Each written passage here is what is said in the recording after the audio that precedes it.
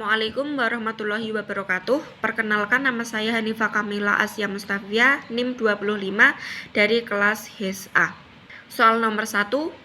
Dalam praktik bisnis syariah, penyusunan kontrak memerlukan perhatian khusus yang tidak hanya mengacu pada aspek legal formal, tetapi juga harus sesuai dengan prinsip-prinsip syariah. Nah, sebagai seorang kontrak daftar, hal-hal yang perlu diperhatikan dalam menyusun kontrak, terutama kontrak syariah, meliputi: poin yang pertama, kesesuaian dengan prinsip syariah. Sebuah kontrak tidak boleh bertentangan dengan ketentuan syariah, yaitu tidak mengandung unsur yang dilarang seperti riba, gharar, maisir, dan hal-hal lainnya yang dilarang dalam Islam. Isi kontrak harus halal dan baik sesuai dengan tujuan syariah, yaitu mencari ridha Allah dan membangun semangat sosial yang adil dan berimbang antara para pihak. Poin yang kedua, syarat sah kontrak syariah. 1. Ijab dan qabul. Harus ada pernyataan penawaran atau ijab dan penerimaan atau qabul secara jelas dan sah menurut hukum syariah. Yang kedua, kehendak bebas dan saling ridho. Kontrak harus dibuat atas dasar kesepakatan dan kehendak bebas tanpa adanya unsur paksaan atau penipuan. Yang ketiga, kejelasan isi kontrak. Isi kontrak harus jelas dan rinci agar tidak menimbulkan perselisihan di kemudian hari. Poin yang ketiga, asas dan prinsip dalam penyusunan kontrak syariah. 1. Asas kejujuran dan iktikad baik. Para pihak harus saling jujur dan beriktikad baik dalam menjalankan kontrak. 2. Asas tidak merugikan dan tidak dzolimi. Kontrak harus menghindari praktik yang mendolimi salah satu pihak. 3. Asas keadilan dan keseimbangan. Hak dan kewajiban para pihak harus seimbang dan adil sehingga tidak menimbulkan kemudaratan atau perselisihan. Poin yang keempat, kelengkapan dan struktur kontrak. Sebuah kontrak harus memuat identitas para pihak, objek atau barang yang diperjanjikan, dan hak dan kewajiban masing-masing pihak, serta ketentuan penyelesaian sengketa jika terjadi perselisihan. Klausul-klausul kontrak harus disusun dengan bahasa yang jelas dan mudah dipahami agar menghindari tafsir ganda. Poin yang kelima, perlindungan hukum dan penyelesaian sengketa. Sebuah kontrak harus memberikan perlindungan hukum yang memadai bagi para pihak dan mengatur mekanisme penyelesaian sengketa secara damai sesuai dengan prinsip syariah. Penyelesaian sengketa idealnya dilakukan dengan musyawarah dan mufakat agar tetap dalam keridhaan kedua belah pihak. Nah, sebagai seorang kontrak daftar dalam bisnis syariah, kita harus memahami aspek hukum formal dan prinsip syariah secara mendalam. Penyusunan kontrak harus sesuai dengan syarat sah akad, asas kejujuran, keadilan, dan saling ridho, serta menghindari unsur-unsur yang dilarang dalam Islam. Kontrak yang disusun dengan baik akan mengurangi resiko perselisihan dan menjaga hubungan bisnis yang harmonis dan berkelanjutan sesuai dengan nilai-nilai syariah. Soal nomor 2. Sebagai kontrak daftar yang diminta membantu menyelesaikan perselisihan akibat perbedaan penafsiran klausul dalam kontrak bisnis, langkah-langkah strategis yang sebaiknya diambil adalah sebagai berikut. Poin yang pertama, memahami klausul dan konteks kontrak secara mendalam. Dengan cara 1. Menelaah ulang klausul yang diperselisihkan dengan cermat, termasuk konteks keseluruhan kontrak dan niat para pihak saat menyusun kontrak tersebut.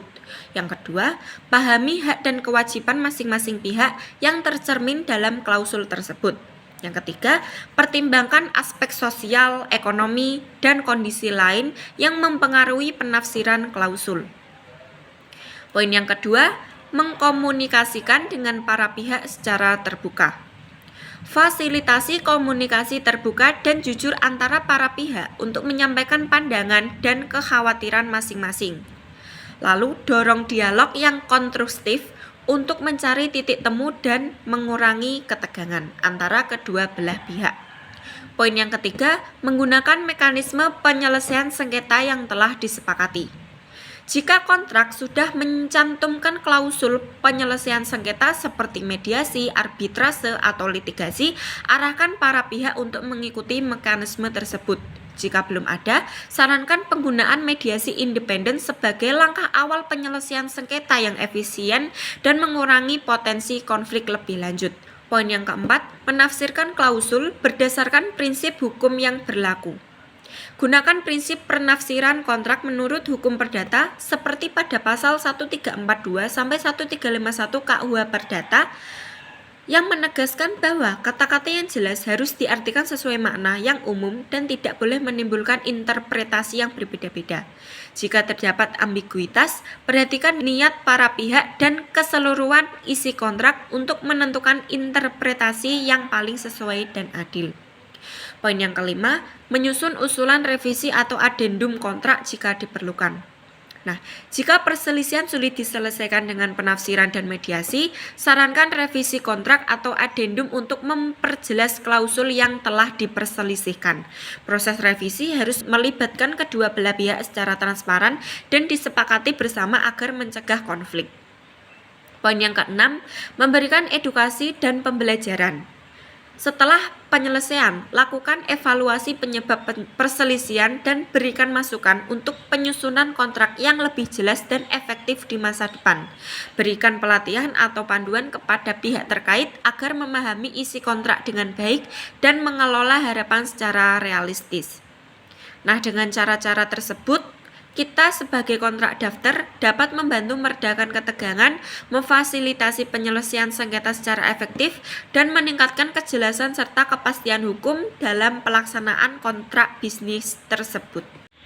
Soal nomor 3. Pengertian governing law atau choice of law dan choice of forum. Governing law atau choice of law adalah ketentuan dalam kontrak internasional yang menetapkan hukum negara mana yang akan digunakan untuk mengatur, menafsirkan, dan menyelesaikan perselisihan terkait kontrak tersebut. Dengan kata lain, para pihak secara tegas memilih sistem hukum mana yang akan menjadi dasar dalam pelaksanaan dan penafsiran kontrak mereka, terlepas dari asal negara para pihak yang terlibat.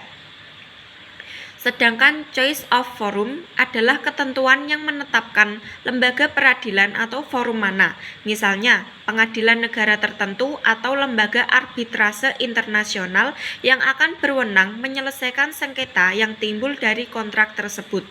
Pilihan forum ini penting karena menentukan di mana dan oleh siapa sengketa akan diperiksa dan diputuskan. Penyepakatan mengenai governing law dan choice of forum sangat penting dalam kontrak internasional karena beberapa alasan berikut ini. Yang pertama, menghindari ketidakpastian hukum. Jika para pihak tidak menentukan hukum yang berlaku, maka akan timbul ketidakpastian mengenai hukum mana yang harus diterapkan ketika terjadi perselisihan. Setiap negara memiliki sistem hukum yang berbeda-beda, sehingga tanpa kesepakatan bisa saja terjadi perdebatan panjang tentang hukum mana yang relevan dan berlaku. Yang kedua, menjamin kepastian dan perlindungan hukum. Dengan adanya klausul governing law dan choice of forum, para pihak dapat mengetahui sejak awal hak dan kewajiban mereka serta prosedur penyelesaian sengketa yang akan digunakan. Hal ini memberikan kepastian hukum dan perlindungan bagi para pihak dalam menjalankan sebuah kontrak. Yang ketiga, menghindari forum shopping dan double litigation. Tanpa kesepakatan forum, para pihak bisa saja mengajukan gugatan di berbagai negara yang berbeda atau disebut dengan forum shopping, yang dapat menyebabkan proses hukum yang berlarut-larut dan putusan yang saling bertentangan. Dengan menetapkan forum, sengketa hanya dapat diajukan di forum yang telah disepakati. Yang keempat, efisiensi dan biaya. Pemilihan hukum dan forum yang jelas dapat menghemat waktu dan biaya karena proses penyelesaian sengketa menjadi lebih terarah dan tidak perlu ada perdebatan mengenai yuridisi dan hukum yang berlaku. Yang kelima, mengakomodasi kepentingan para pihak. Prinsip kebebasan berkontrak atau party autonomy memungkinkan para pihak untuk memilih hukum dan forum yang dianggap paling adil atau menguntungkan bagi kedua belah pihak, serta sesuai dengan karakteristik transaksi yang dilakukan. Demikian jawaban saya terkait dengan UTS mata kuliah penyusunan kontrak bisnis syariah. Wassalamualaikum warahmatullahi wabarakatuh.